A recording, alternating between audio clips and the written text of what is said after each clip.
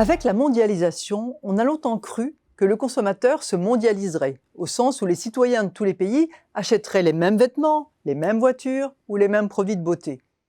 Mais la mondialisation est surtout celle des échanges. On produit en Chine ce qu'on consomme en Europe et on fabrique en Allemagne les machines-outils utilisées en Chine. Cette mondialisation n'est pas ou n'est qu'en partie celle des consommateurs. En fait, tout dépend des secteurs. La musique paraît ainsi très mondialisée. Beyoncé, Lady Gaga ou les Daft Punk sont appréciés par tous les millennials du monde. Mais il y a parfois des bugs. Vous vous souviendrez peut-être du Gangnam Style, le tube entêtant du sud-coréen Psy, qui a été jusqu'en 2017 le clip le plus visionné de l'histoire du YouTube, avec plus d'1 milliard de vues. Eh bien les Japonais, les premiers supporters de la K-pop, y restaient insensibles. Pourquoi ? Parce que Psy n'avait pas fait l'effort de réenregistrer sa chanson en japonais alors que les artistes sud-coréens le font toujours. C'est la même chose pour les films. On sait que les très gros succès français comme Intouchable ou 3 hommes et un couffin ont dû faire un remake avec d'autres acteurs et d'autres dialogues pour être appréciés par le public américain. Le public américain ne rit pas des mêmes choses. Si le luxe et la mode haut de gamme, des produits LVMH aux doudous de North Face, passent les frontières quasiment sans adaptation, ce n'est pas évident pour les yaourts ou les voitures. Renault ne vend toujours pas aux États-Unis à cause des déboires qu'il a connus dans les années 60. La marque n'hésitait pas alors à baptiser Export un véhicule au chauffage amélioré et avait voulu y exporter sa Dauphine. En 1959, 117 000 voitures sont vendues, c'est un triomphe. Mais en 60, les ventes s'effondrent. Car la Dauphine ne résiste pas aux conditions d'utilisation locale. Contrairement aux Français, les Yankees brutalisent leur mécanique. Ils laissent fonctionner les phares et les essuie-glaces à l'arrêt. Ils martyrisent les embrayages.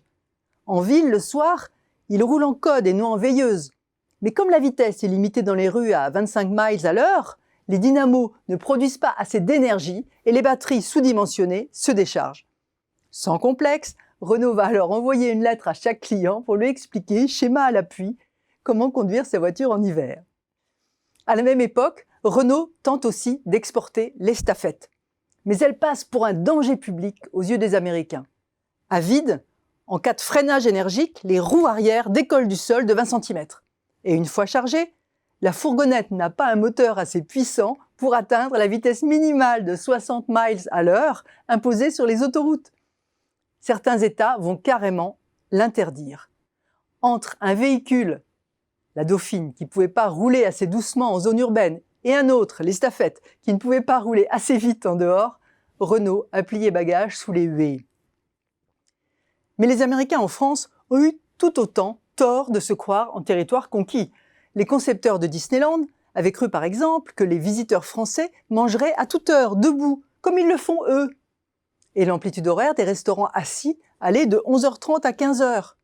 Sauf que les Français se précipitaient tous à table entre 12h30 et 13h30. Il y a des exceptions, bien sûr. Les articles basiques de création récente, le gel douche, les mouchoirs jetables, les couches-culottes, fonctionnent partout. Et d'autres produits ne demandent que des aménagements mineurs. McDo ne change pas son concept à l'étranger, mais il l'adapte si nécessaire aux goûts locaux. La leçon de cette histoire, c'est qu'aucune généralisation n'est possible. Les entreprises ont souvent affaire à un consommateur partiellement global, mondial pour certains produits et régional pour d'autres. Saint-Gobain ou Walmart ont donc pris pour bannière le fameux slogan « Think Local, Act Global ». Ils évitent ainsi les plus grosses erreurs.